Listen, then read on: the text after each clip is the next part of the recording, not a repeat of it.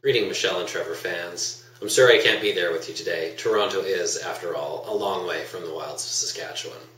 For those of you that don't know me, I'm the best man, Miles Bowman, and I'm here to talk about the groom, Trevor. Trevor and I first met on a pub crawl in university. Upon seeing him, I immediately got very excited, for seeing him meant that there was another male in psychology. We became fast friends, and he became one of my favorite people. I whelm with pride when I stop to think of how lucky I am that we met. Being a psychologist and a neuroscientist, I like to play head games. For one particular game, I like to look at the relationships that have meaning for me and ask what I learned from those people.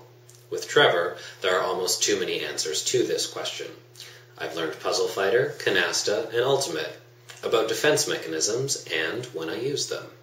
That ping can't fix computers, and that CNN can be a goldmine for funny stories throughout the day.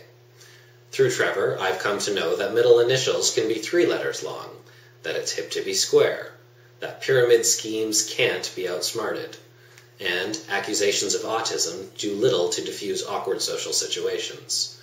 I've also learned that vegan food goes best with Christmas lights and tinfoil, that wearing yellow on the same day as other people means taking the day off, and that mullets attract far more attention than you'd guess. But aside from these little teachings, my relationship with Trevor has left me 3 very important learnings. The first lesson is, never apologize for who you are. Trevor has been a huge influence for me in learning to be and accept who I am. He knows what he likes and who he is. Sorrels are for winter, and Weird Al is the greatest musician of all time. End of story. He is not going to apologize for that, and it's likely that if you spent time with him, he subjected you to Al's crooning. For Trevor, there is no other reality than the one in which Al is king. I'm thankful that there is this alternate reality. In Trevor's world, one takes pleasure in the little things. I know of no one who can randomly cite song lyrics the way he does, or inappropriately interpret a store name as commonly as he does and still be amused. Trevor has an uncanny knack to find the most obtuse experience and revel in it.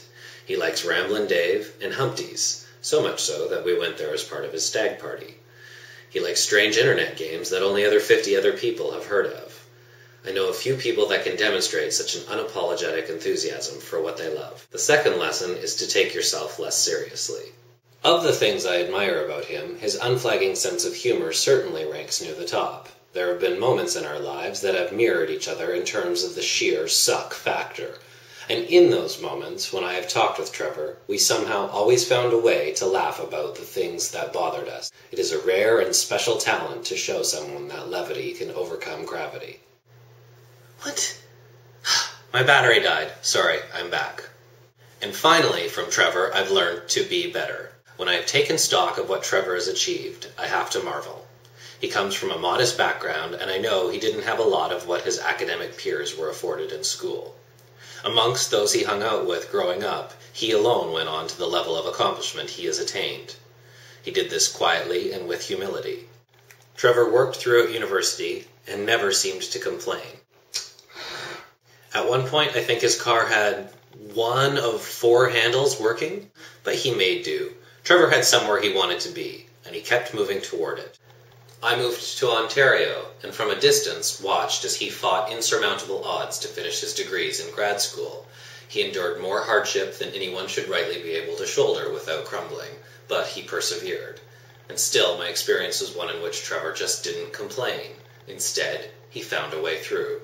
Being friends with Trevor has provided me with a reason to strive for my own betterment.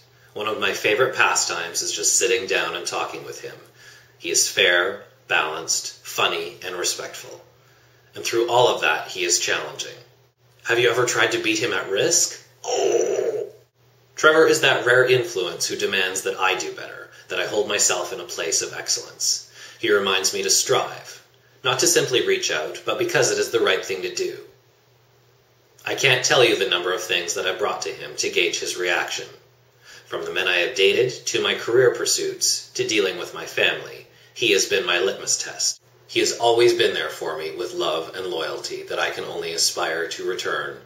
And so, Tibor, I wish I could be there for you today. You're a sometimes strange but always wonderful man, and getting to know you has been one of the great pleasures of my life. You've taught me to embrace the ridiculous, and I never seem to be bored when you are around. Yours is a friendship that has made my life richer, and I thank you for that. You're a man whom we are all lucky to have in our lives. My hat goes off to you. To Trevor.